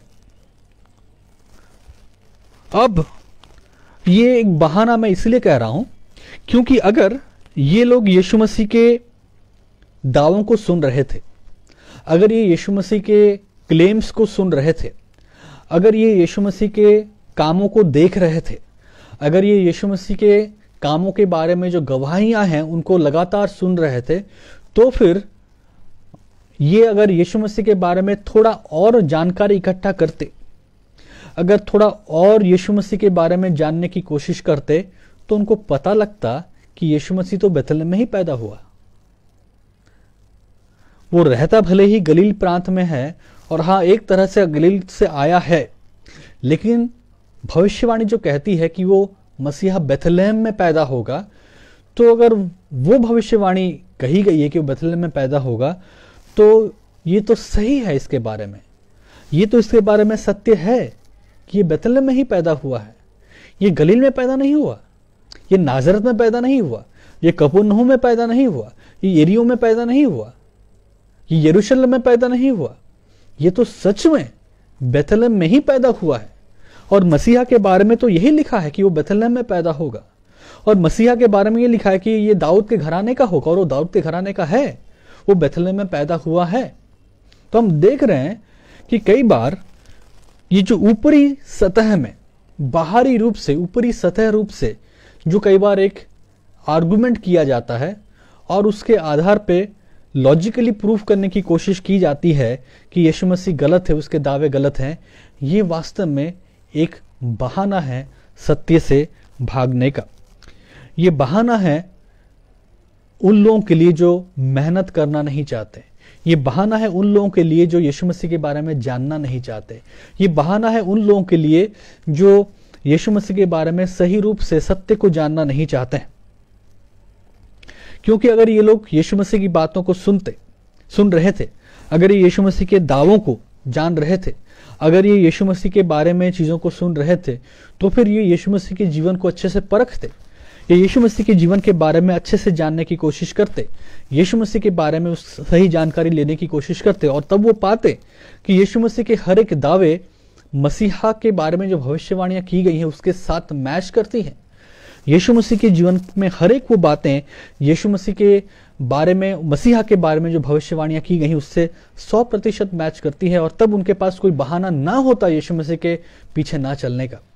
लेकिन ये लोग बहाना ढूंढ रहे थे कि कैसे वो यीशु मसीह के पीछे ना चले, वो बहाना ढूंढ रहे थे अपने जीवन में मन मर्जी में चलने के लिए। और आज भी बहुत सारे लोग ऐसे हैं, आज भी बहुत सारे लोग इस प्रकार की बातों को करते हैं। आज भी बहुत सारे लोग ये कहते हैं कि जो चिन्ह या चमत्कार है ये मॉडर्न साइंस के विरुद्ध है, तो मिराकल्स पॉसिबल नहीं है, और इसलिए यीशु मसीह ने जो मिराकल्स किए हैं वो साइंटिफिकली पॉसिबल नहीं है। तो अगर साइंटिफिकली पॉसिबल नहीं है तो फिर यीशु मसीह के बारे में जो कहा गया वो सब झूठ है। तो लोग इस प्रकार के कुछ इलॉजिकल कंपैरिजंस को लेके आते हैं और उसको लॉजिकल रूप से प्रस्तुत करने की कोशिश करते हैं। तो साइंटिफिकली ये संभव नहीं है कि आप यीशु मसीह से केवल इतने कम मछली और रोटी से, वो 2 मछली और 5 रोटी से वो 5 लोगों को खाना खिला पाता। ये साइंटिफिकली पॉसिबल नहीं है। तो अगर साइंटिफिकली पॉसिबल नहीं है तो फिर ये मिराकल झूठ है। तो अगर ये मिराकल झूठ है तो यीशु मसीह के बारे में जो बातें लिखी गई हैं वो झूठ है। तो अगर यीशु मसीह के बारे में लिखी गई जो बातें झूठ है तो यीशु मसीह के दावे भी झूठ है। और अगर वो दावे भी झूठ है तो यीशु मसीह एक साधारण मनुष्य है, वो मसीहा नहीं है। तो आप देख रहे हैं कि इस प्रकार से चीज़ों को बिल्डअप किया जाता है गलत तरीके से, और एक गलत बातों को लाके गलत रीति से चीज़ों को जोड़ के लोग सच्चाई से भागना चाहते हैं, लोग सच्चाई से पीछा छुड़ाना चाहते हैं ताकि वो अपने मन मर्जी के जीवन को जिए, वो जैसा चाहते हैं वैसा जीवन वो जिए और यीशु को अपने जीवन में प्रभु और उद्धारकर्ता के रूप में ग्रहण ना करें। तो कई बार लोग इस प्रकार के जो आर्गुमेंट्स लाते हैं, इसके पीछे कारण ये होता है कि केवल उनका बहाना है। सतही रूप से बहुत सही लगता है, सतही रूप से अट्रैक्टिव लगता है, सतही रूप से लगता है कि वो सही है, सतही रूप से लगता है कि आदमी बिल्कुल सही बात कह रहा है, सतही रूप से लगता है ये एकदम सही पॉइंट को ला रहा है। लेकिन अगर आप वास्तव में देखने की कोशिश करें तो आप पाएंगे कि ये तो केवल बहाने हैं। तो हम देखते हैं यहाँ पे कि किस प्रकार धार्मिक लोगों के बीच में यीशु मसीह सत्य के वचन के प्रचार के द्वारा एक विभाजन को लेके आता है। न केवल धार्मिक लोगों के बीच में लेकिन धर्म गुरुओं के बीच में भी। तो ये हमारा दूसरा पॉइंट है कि मसीह धार्मिक अगुओं के मध्य में भी विभाजन का कारण बना। 45 पद से लेके 52 पद। तब सिपाही प्रधान याजकों और फरीसियों के पास लौट आए। उन्होंने उनसे कहा, तुम उसे क्यों नहीं लाए? सिपाहियों ने उत्तर दिया, किसी मनुष्य ने कभी ऐसी बातें नहीं की। फरीसियों ने उनको उत्तर दिया, क्या तुम भी भरमाए गए हो? क्या सरदारों या फरीसियों में से किसी ने भी उस पर विश्वास किया है? परंतु ये लोग जो व्यवस्था नहीं जानते श्रापित हैं। निकोदेमुस ने जो पहले उसके पास आया था और उनमें से एक था, कहा, क्या हमारी व्यवस्था किसी व्यक्ति को जब तक पहले उसकी सुनकर जान न ले कि वो क्या करता है दोषी ठहराती है? उन्होंने उत्तर दिया, क्या तू भी गलील का है? ढूंढ और देख कि गलील में से कोई भविष्यवक्ता प्रकट नहीं हुआ है या फिर होने का है। तो हम यहाँ पे क्या देखते हैं कि धर्म गुरुओं के बीच में या धार्मिक अगुओं के बीच में भी यीशु मसीह विभाजन का कारण बनता है। तो सबसे पहला सब पॉइंट है 2 के अंडर में, पॉइंट नंबर 2 के अंडर में वो ये है कि यीशु के बोलने के तरीके से मंदिर के सिपाही प्रभावित हुए लेकिन विश्वास करने में बहुत भयभीत थे। तो ये जो सिपाही थे, जो कि मंदिर के सिपाही थे, वो लोग उस भीड़ में मौजूद थे और वो लोगों ने जब यीशु मसीह के दावों को सुना, वो लोगों ने जब यीशु मसीह के क्लेम्स को सुना, वो लोग जब वापस आए तो फिर फरीसियों ने पूछा, याजकों ने पूछा कि तुम उसे क्यों नहीं लाए? तो उन्होंने क्या उत्तर दिया? किसी मनुष्य ने कभी ऐसी बातें नहीं कही। ये कौन कह रहे हैं? ये मंदिर के सिपाही कह रहे हैं। ये साधारण लोग नहीं है। यहाँ इस सिपाही का मतलब हम लोग ऐसे सिपाही सोचते हैं, वो ऐसा सिपाही नहीं, कांस्टेबल वाला टाइप का नहीं है। जैसे हम लोग सोचते हैं कि अच्छा सिपाही, हमारे लिए सिपाही जो शब्द है कई बार बहुत एक छोटा सा शब्द लगता है, क्योंकि हम लोग आज के आधुनिक समाज में हम लोग उस रैंक को देखते हैं ना कि अच्छा कोई सब इंस्पेक्टर है, इंस्पेक्टर है, सब इंस्पेक्टर है, कांस्टेबल, हेड कांस्टेबल है और कांस्टेबल है। तो हमें लगता है कि अरे सिपाही, अरे मामूली सा आदमी, ऐसा हमको कई बार लगता है। लेकिन यहाँ पे जब हम देख रहे हैं ये सिपाही, ये मंदिर के सिपाही थे। तो ये बहुत ही महत्वपूर्ण लोग थे, ये बहुत ही आप कह सकते हैं इंपॉर्टेंट लोग थे। ये साधारण लोग जैसे नहीं थे, ये लेवी थे और उनका जो जिम्मेदारी था वो टेम्पल गार्ड्स का था। तो मंदिर के सिपाही थे वो। तो ये जब अपने क्यों गए थे? ये यीशु मसीह को पकड़ने गए थे और यीशु मसीह को जब पकड़ने गए थे वापस आए तो उनसे उम्मीद किया जा रहा था कि उसको पकड़ के लाते, लेकिन खाली हाथ आए। तो फिर फरीसी लोग पूछ रहे हैं, याजक लोग पूछ रहे हैं, भाई क्या हुआ? तुमको भेजा गया था कि उसको पकड़ के लाओ, बंदी बना के लाओ, और वो बहुत सारी बातें ऐसे कर रहा है, लोगों को भरमा रहा है, पकड़ के लाते तुम लोग। लेकिन वो लोग क्या कहते हैं? मंदिर के सिपाही, जो कि मंदिर की आराधना का हिस्सा है। मंदिर की आराधना का हिस्से का अर्थ, कहने का मेरा अर्थ यह है कि वो मंदिर में रहते हैं, उनका पूरा जीवन एक स्पिरिचुअल एनवायरनमेंट में पला बढ़ा है, वो लोग वहीं पे ही रहे, वहीं पे मंदिर की बातों को, वो मंदिर में चीज़ों को होते हुए देखे, रिलीजियस ड्यूटी वो करते थे। तो धार्मिक कामों में धार्मिक चीज़ों में उनका पलना बढ़ना एक्सपीरियंस सब कुछ रहा। तो ये जाहिर सी बात है कि वो पहली बार कोई वैसा मैसेज नहीं सुन रहे हैं, पहली बार कोई ऐसा संदेश नहीं सुन रहे। वो मसीहा के बारे में, वो पुराने नियम के बारे में, भविष्यवक्ताओं के बारे में वो सुनते आए हैं। लेकिन वो अब क्या कह रहे हैं यीशु मसीह की बातों को सुन के? वो कह रहे हैं यीशु मसीह की बातों को सुन के कि आज तक किसी मनुष्य ने कभी ऐसी बातें नहीं कही हैं।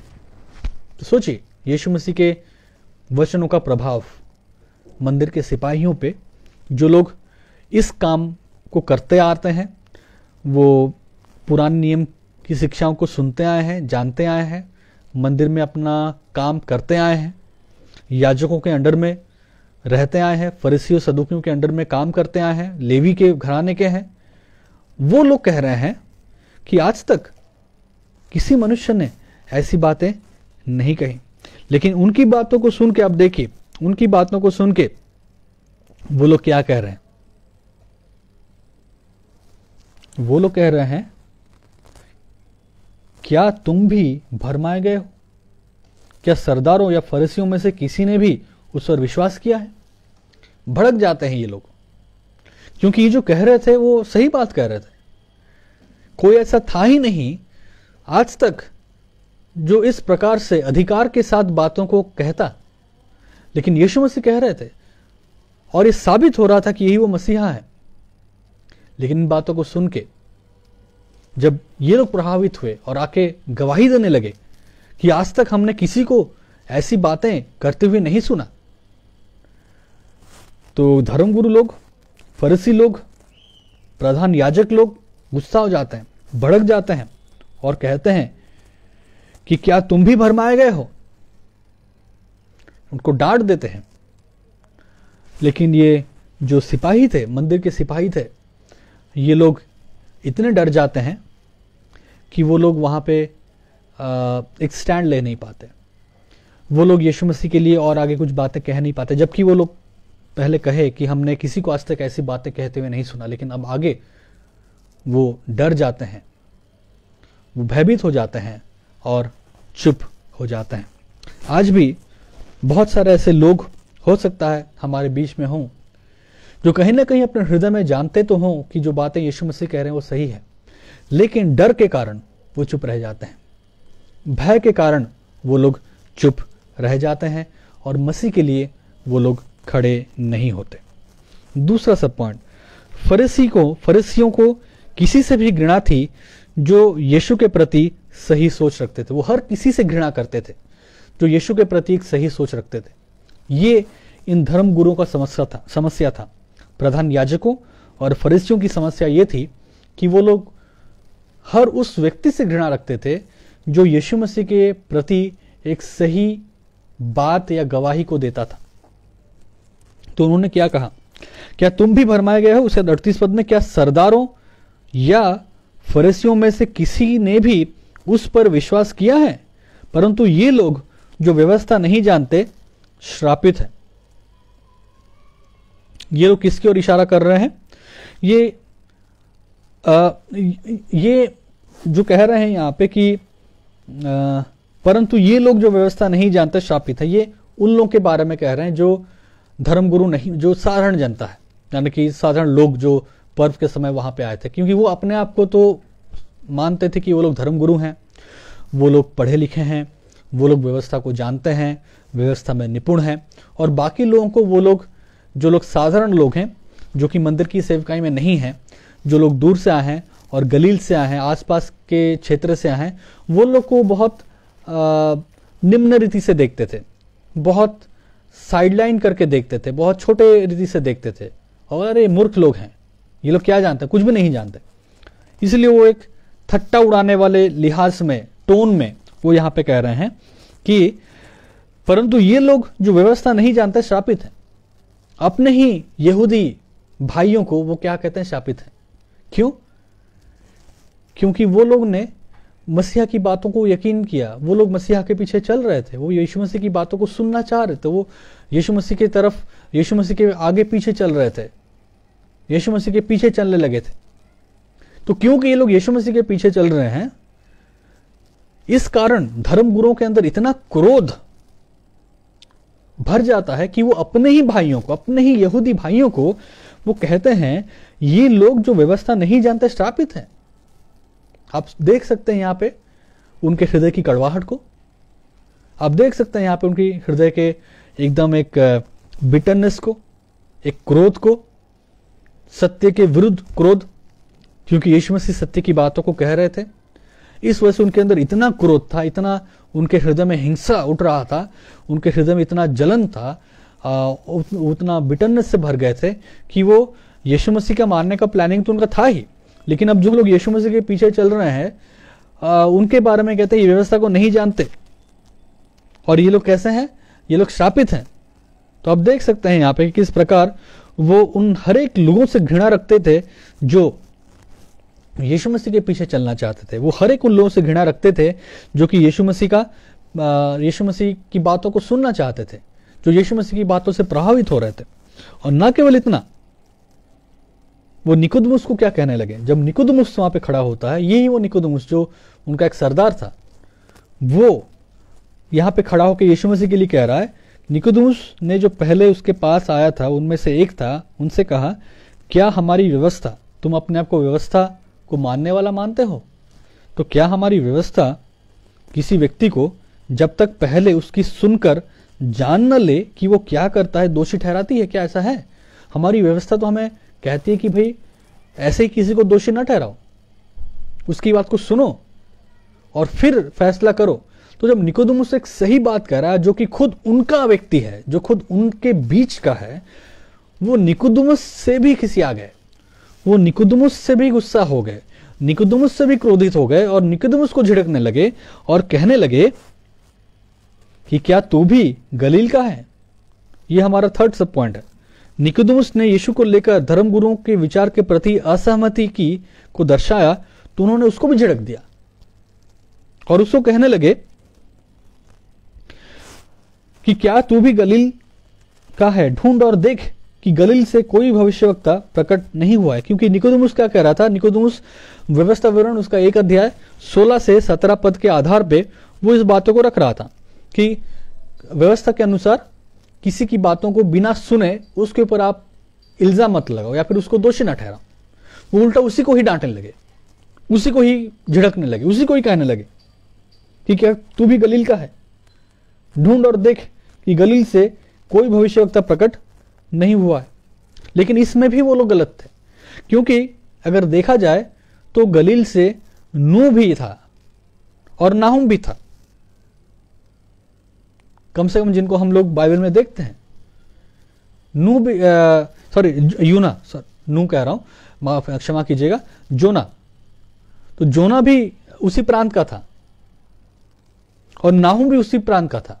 तो जोना और नाहुम ये दोनों भविष्यवक्ता हैं जो कि गलील के प्रांत के हैं, लेकिन वो अपने घमंड में, अपने गुस्से में और अपने अंधकार भरे हृदय में और मन में इतने डूबे हुए थे कि वो खुद अपने मुंह से क्या कह रहे थे उनको नहीं मालूम था। वो खुद अपने ही भाइयों को श्रापित कह रहे थे, वो खुद अपने ही में से एक व्यक्ति जो कि निकोदेमुस, यहूदियों का सरदार, उसको झिड़क रहे थे। और वो ये भी भूल गए कि जोना और नाहुम दोनों उसी क्षेत्र से हैं। तो हम देखते हैं यहां पे किस प्रकार एक क्रोध, एक बिटरनेस लोगों के अंदर किस प्रकार की भावनाओं को उत्पन्न करता है। और ये क्यों हुआ? यीशु मसीह के क्लेम्स के द्वारा। ये विभाजन क्यों हो रहा है? यीशु मसीह के क्लेम्स के कारण।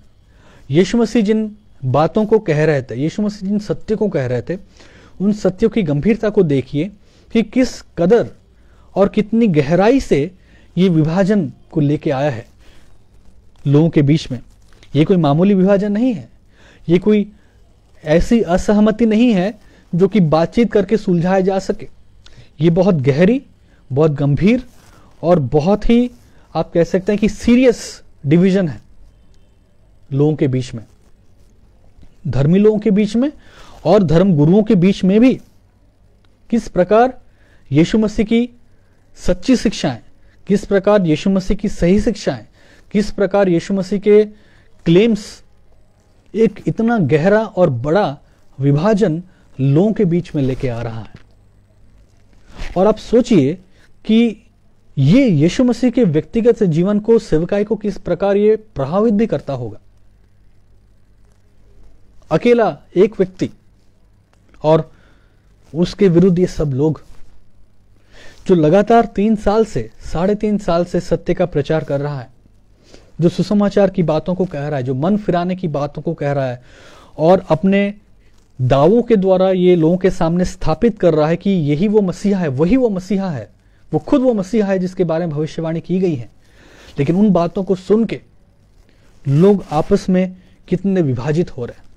और लोगों के अंदर जो विभाजन हो रहा है वो मामूली विभाजन नहीं है, वो बड़ा, गहरा और गंभीर विभाजन है। और उसी बीच में यीशु मसीह अपने पिता की इच्छा को पूरी करने में स्थिर है।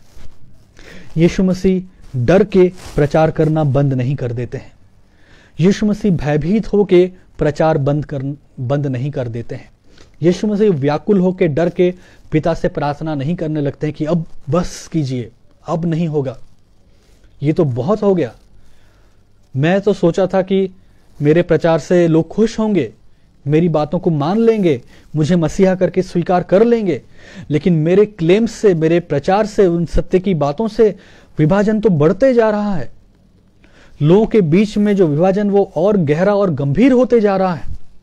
मेरे जीवन के ऊपर, मेरे प्राण के ऊपर खतरा बढ़ते जा रहा है।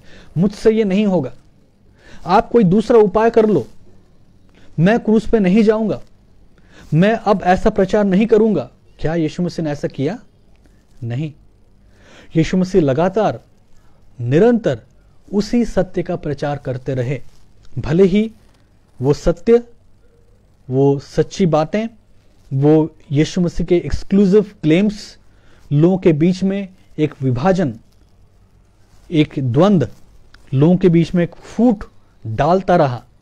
वो फूट, वो विभाजन बढ़ता रहा, गंभीर होता रहा, बड़ा होता रहा, गहरा होता रहा। लेकिन यीशु मसीह ने अपनी प्रचार में कोई फेरबदल नहीं की। यीशु मसीह ने अपने प्रचार में कोई परिवर्तन नहीं किया। यीशु मसीह ने अपने प्रचार में कोई ऐसा सुधार नहीं किया जिससे कि विभाजन अब कम हो जाए, विभाजन अब मिट जाए, लोग एक हो जाएं, लोग खुश हो जाएं। हम इससे क्या निष्कर्ष निकाल सकते हैं? आपके लिए और मेरे लिए इसमें से क्या सीख है? 4 बातें जिसको कह के मैं खत्म करूंगा। सबसे पहले कि हमारी स्पष्ट सुसमाचार प्रस्तुति भी लोगों की आंखों को नहीं खोल सकती हैं जब तक कि पवित्र आत्मा उनके अंधकार से भरे आंखों को न खोले। इसको हमको मान के चलना होगा। ये कड़वा सच है, ये कठिन सत्य है कि हमारे स्पष्ट सुसमाचार प्रस्तुति के बावजूद भी लोगों की आंखें तब तक नहीं खुल सकती हैं जब तक कि पवित्र आत्मा उनके अंधकार से भरे आंखों को ना खोले। वो विभाजन आप और मैं देखते रहेंगे, उसका प्रभाव हम लोग देखेंगे, उसका कॉन्सिक्वेंस हम लोग झेलेंगे, और तब तक झेलेंगे, तब तक देखेंगे जब तक कि परमेश्वर की पवित्र आत्मा लोगों के अंधकार से भरी आंखों को ना खोले। ये पहला कंक्लूजन है जिसके लिए हमें तैयार होना है।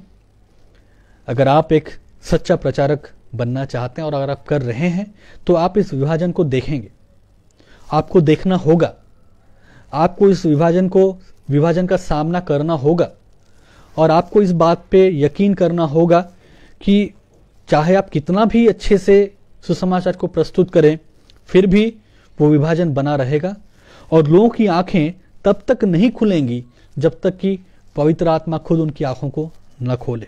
दूसरा, मनुष्य का हृदय बुरी तरह से पाप में डूबा हुआ है।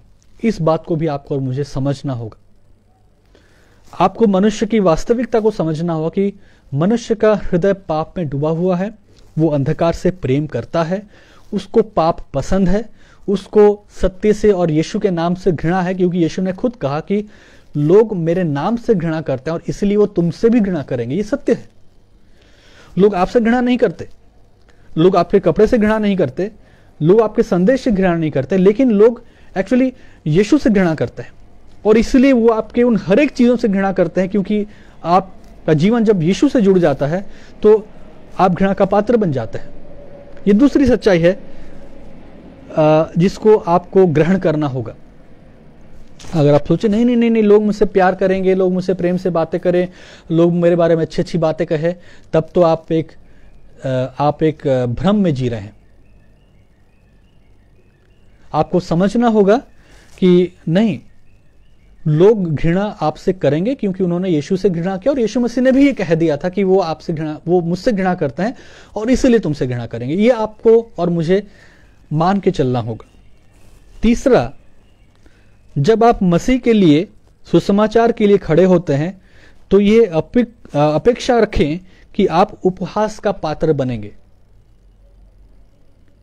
इसको भी आपको मान के चलना होगा कि जब आप सुसमाचार का प्रचार करेंगे, सच्चे सुसमाचार का प्रचार करेंगे, सत्य का प्रचार करेंगे और यीशु मसीह के लिए खड़े होंगे, तो आप अपेक्षा रखें, आप एक्सपेक्ट ये कीजिए कि आप उपहास का पात्र बनेंगे, यानी थट्टा का कारण बनेंगे। कुछ लोग तो आपका थट्टा उड़ाएंगे, मैं नहीं कह रहा हूं कि सभी लोग जहां भी करेंगे लोग आपका थट्टा उड़ा लें, मैं वो नहीं कह रहा हूं, लेकिन आपको ये मान के चलना होगा कि कुछ लोग तो आपका थट्टा उड़ाएंगे ही उड़ाएंगे, कुछ लोग आपका मजाक तो उड़ाएंगे ही उड़ाएंगे। ये पक्की बात है।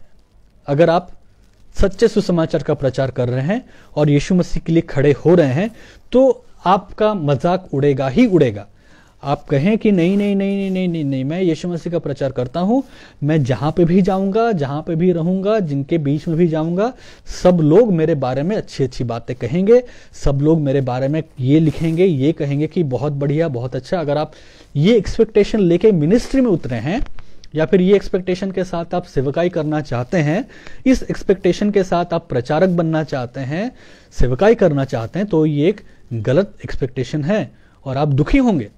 ऐसा नहीं होगा। आपको मान के चलना है कि कुछ लोग होंगे जो आपका मजाक उड़ाएंगे। और चौथा और सबसे जरूरी, यीशु बेपरवाही की उम्मीद नहीं करता है। बेपरवाह होना यीशु के खिलाफ होना है। यह एक बहुत ही डरावना कंक्लूजन है। Jesus doesn't allow neutrality. To be neutral is to be against him. दूसरे शब्दों में, चाहे यीशु की बातें बुरी लगें, यीशु की बातें मजाक लगें, यीशु की बातें थट्टा लगें, यीशु की बातें बेवकूफ़ी लगे, जो भी लगे, लेकिन आप बेपरवाह नहीं हो सकते उनकी बातों को सुन के। या तो हम एक तरफ हो जाएं जहां पे हम उसका थट्टा उड़ाएं, कहीं कह रहे झूठ है, फरेब है, मजाक है, मनगढ़ कहानी है, या तो हम घुटनों के बल आके झुकें और कहें कि यही सत्य है, यही मार्ग है, यही जीवन है। हम बीच में खड़े होके एक जीवन को अगर जीना चाहते हैं, या यीशु मसीह के संदेश को सुन के अगर हम ये स्टैंड लेना चाहते हैं कि चलो ठीक है, चलता है, ठीक है, अच्छी बात है, हाँ बहुत अच्छा, सब लोग अच्छी अच्छी बात कहते हैं, यीशु मसीह बहुत अच्छा बात कहते हैं, तो ये जो बेपरवाही है या लापरवाही है, जो न्यूट्रलिटी है, ना इधर ना उधर, ये बहुत ही खतरनाक चीज है और ये बहुत ही डेंजरस चीज है। या तो यीशु मसीह की बातें झूठ हैं, या तो यीशु मसीह की बातें बेकार हैं, या तो यीशु मसीह की बातें मजाक हैं, या यीशु मसीह की बातों में कोई सत्य नहीं। उसे छोड़ दो, उसके पीछे मत चलो, अपना जीवन जैसा जीना है जियो, उसको एक किनारा कर दो, जाने दो उसको, बेकार बातें, झूठ बातें, कोई सत्य नहीं उसमें। या तो ये हो एक तरफ, या घुटनों के बल संपूर्ण समर्पणता के साथ, संपूर्ण नम्रता, दीनता और अनुशासन के साथ घुटनों के बल आके झुक के ये अंगीकार करना कि यीशु आपकी बातें सत्य है, आपकी बातें अनंत है। जैसा पतरस ने कहा कि तुझे छोड़ हम कहां जाए, क्योंकि अनंत जीवन की बातें तो तेरे पास ही है। यीशु ने सवाल पूछा था और हमने शायद कुछ हफ्तों पहले उसके ऊपर प्रचार भी किया था, एक मैसेज भी था जहां पे यीशु मसीह पूछते हैं कि क्या तुम भी उनकी तरह मुझे छोड़ के चले जाओगे? पतरस ने कहा कि हम कहाँ जाए हम, क्योंकि अनंत जीवन की बातें तो तेरे ही पास हैं, हम कहाँ जाएं? या तो हम ये स्टैंड लें। तो यीशु के प्रति बेपरवाह होना ये कोई ऑप्शन है ही नहीं आपके पास और मेरे पास। तो यीशु बेपरवाही या लापरवाही की अनुमति नहीं देता है, क्योंकि बेपरवाह या लापरवाह होना यीशु के खिलाफ होना है। तो आइए आज आप और मैं इन बातों से अपने जीवन के लिए एक निर्णय लें और कहें कि यीशु मसीह, हम आपके पीछे चलेंगे, हम आपके अनुयायी बनेंगे, भले ही आपकी बातें, आपके दावे एक विभाजन को लेके आता है, लेकिन हम उस विभाजन का हिस्सा बनेंगे।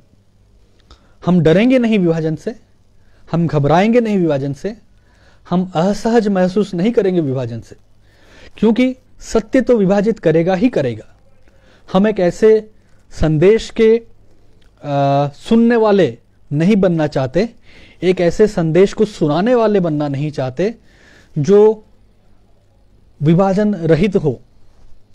हम विभाजित होना चाहते हैं, हम चाहते हैं कि विभाजन हो और उस विभाजन का हिस्सा भी हम बनना चाहते हैं, उस विभाजन का सामना करना चाहते हैं, उस विभाजन को सहना चाहते हैं और उस विभाजन में हम उस तरफ आना चाहते हैं जहां पे हम ये कह सकें कि हम तुझे छोड़ कहाँ जाएं, क्योंकि अनंत जीवन की बातें तो केवल तेरे पास ही है।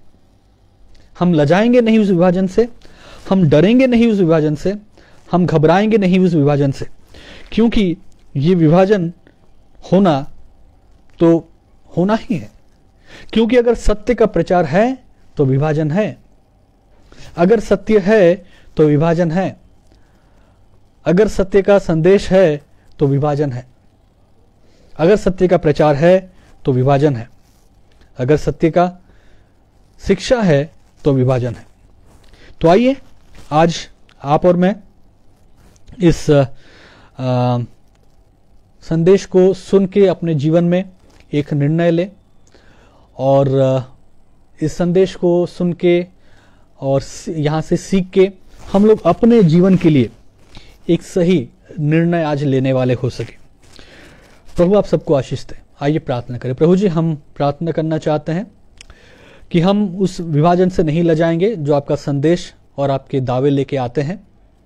हम घबराएंगे नहीं उस विभाजन से जो आपका संदेश और दावे लेके आते हैं। प्रभु, लोग आपके संदेश को सुन के विभाजित होंगे, कुछ लोग आपका ठट्टा उड़ाएंगे, कुछ लोग कहेंगे कि ये तो केवल एक ये भविष्यवक्ता है, कुछ लोग कहेंगे तर्क के संदर्भ में कि केवल मसीह है, लेकिन वास्तव में उनका जीवन आपके प्रति समर्पित नहीं होगा। कुछ लोग घृणा करेंगे, कुछ लोग अपशब्द कहेंगे।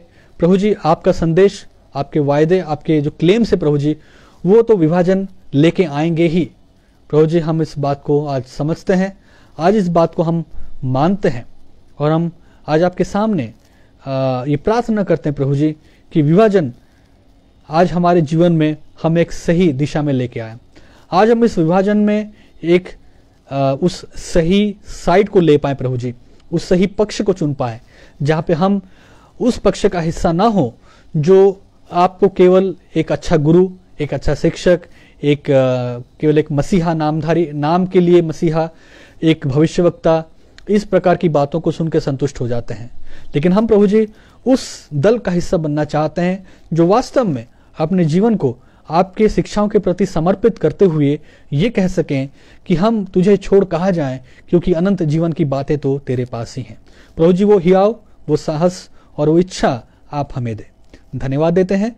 आज जितने भाई बहन लोग हमारे साथ जुड़ पाए हैं उन सबों को प्रभु जी आपके हाथों में सौंपते हैं और दोबारा प्रार्थना करते हैं कि जल्द से जल्द हम सभी लोग अपने स्थानीय कलीसियाओं में जुड़ने वाले हो सकें, ताकि प्रभु जी हम अपने स्थानों में जहां हम रहते हैं वहां के स्थानीय विश्वासियों के साथ मिलके एक साथ स्थानीय कलीसिया में आपकी स्तुति, आपकी प्रशंसा और आपकी आराधना और आपके वचन को वहां पे आके सीखने वाले हो।